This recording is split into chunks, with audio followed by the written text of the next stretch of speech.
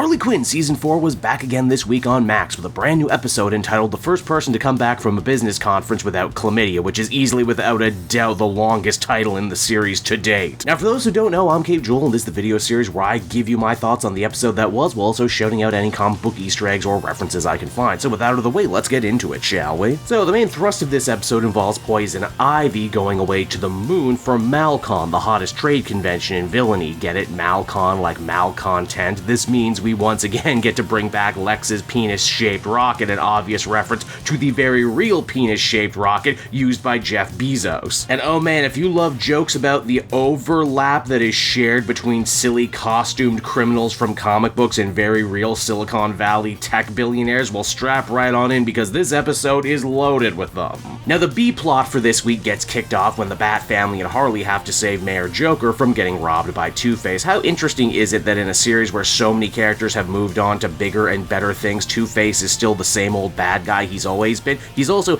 maybe the only villain 4 seasons in who isn't actually meant to be funny, which is just something I keep thinking about. Beating Two-Face and his goons should be easy enough, but the Bat family hit a major wall when they realized they don't have their trademark gadgets anymore, meaning Harley and her baseball bat have to do all the heavy lifting. At first I thought the joke was going to be that because Alfred is in jail, no one packs their stuff anymore, but the real reveal was much more interesting. You'll remember a couple episodes back, Talia talked about cuts to the Bat family and their operations now that she's the executor of the Wayne estate. Well, she's actually making good on her threats, saying that Nightwing and the others have grown soft and now will have to go without. This means that Harley takes it upon herself to teach Barbara, Dick, and Damian how to fight the way she does, which, yeah, credit to Harley, she sure does manage to do a lot with very little, just her bat and her own sense of ferocity. Of course, that's just a band-aid on a much bigger problem that is cash flow, but thankfully, Harley has an idea to fix that too. Turn stately Wayne Manor into an Airbnb for sketchy European travelers. Lord knows they have the room for it, though the rest of the Bat family fears that if anyone pokes around inside the mansion long enough, it's only a matter of time before they discover the Batcave and who they are, and considering that most of them, that's how they figured out about Bruce's double life, they have a point. Now back on the moon, we actually get to spend a fair amount of time with Lex this episode. He's doing all the classic weirdo rich guy things that you assume they do in private, while also planning his big keynote speech and the debut of his brand new super science invention. We also get a very unexpected little C-plot involving Clark Kent, who's come to the moon to cover the convention. The joke is that Lex's base is kryptonite lined, meaning that coffee and booze actually affect Clark for what might be the first time in his life. No, that's not totally how Superman's powers are supposed to work, but it's a comedy and it's funny, so I let it slide. Also, let me tell you, as someone who attends a lot of conventions for work, the background and sight gags in this episode are all amazing. Every frame is packed to the brim with jokes and references. I implore you, if you have the time, go back and pause the episode so you can read every sign because they're all very funny and worth your time. Ivy's excitement over this big business trip ends up getting dashed when she once again is reminded that Lex doesn't really respect her work as a supervillain and has only called her here to do his panel intro and to look good for the optics. He even goes as far as to mansplain her own tree plot to her from a couple episodes ago. Things change for the better though when Ivy is reunited with Talia. You might be thinking to yourself, shouldn't there be more bad blood between these two given how they left things just a couple episodes back? But both women chop their last interaction up to being strictly professional and not personal. In fact, Ivy not really having her guard up at all around a woman that screwed her over once before actually makes a lot of sense when you think about it. We know that Ivy has a bad habit of either cutting friends out of her life completely like Swamp Thing or Clayface, and how she often goes overboard to try and win the approval of people she respects, like Catwoman, Talia in this episode, and even Harley to a certain degree. If nothing else, Talia inspires Ivy not to stay in the box that Lex has made for her and instead strike out on her own, taking over panels, talking to the press, and trying to win the favor of the man that Lex wanted to cozy up to so badly, Steppenwolf, who in this show isn't just an evil space warlord, he's also the #1 evil venture capitalist. The show actually does a really good job splitting the difference between the classic Jack Kirby comic book design,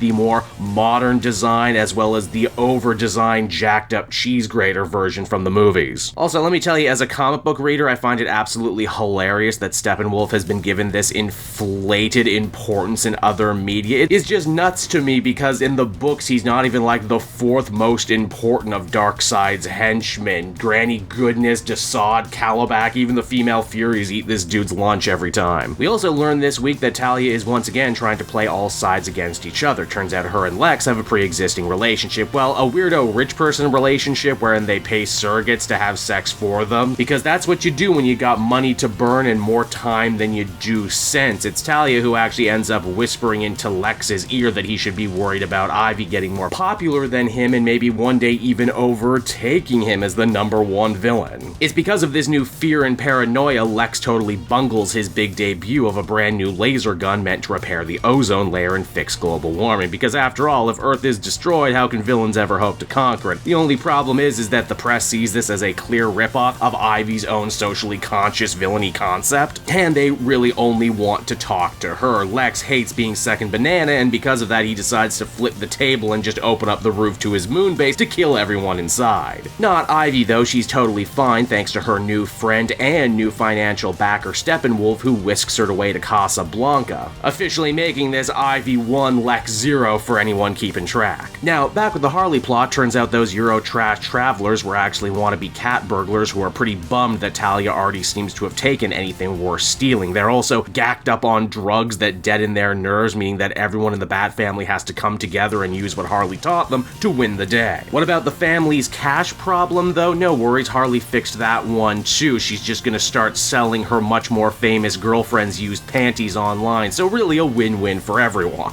And so that was the first person to come back from a business conference without chlamydia. Another funny, fast-paced Harley romp, one that lets Ivy hold down the more serious character-driven parts of the episode, which in turn ends up freeing Harley and the Bat family to have more comedy shenanigans. It's a nice balance that the show has managed to strike 4 episodes in, and I wonder if we'll see that pendulum switch the other way in future episodes. Talia continues to be a very compelling antagonist for the show, being able to seamlessly move back and forth between the Harley parts of the episode and the Ivy parts of the episodes. Being funny when she needs to be, but also being threatening when the episode calls for it too. It's a rare thing for a show to be able to get this mix just right, but Harley manages to do it. There's also a nice promise too at the very end of the episode that maybe the Joker isn't nearly reformed as he's been leading people on to believe, and maybe he misses his life of costumed crime much more than anyone thought. Overall, another very enjoyable episode, and I can't wait to see what next week brings. Until then though, everyone, this has been Cave Joel. Thank you so much for watching and listening. I hope you enjoyed the video, and if you did, maybe follow me here on YouTube and on Twitter so you always know when a new Harley video is dropping. Until then, everyone, bye-bye.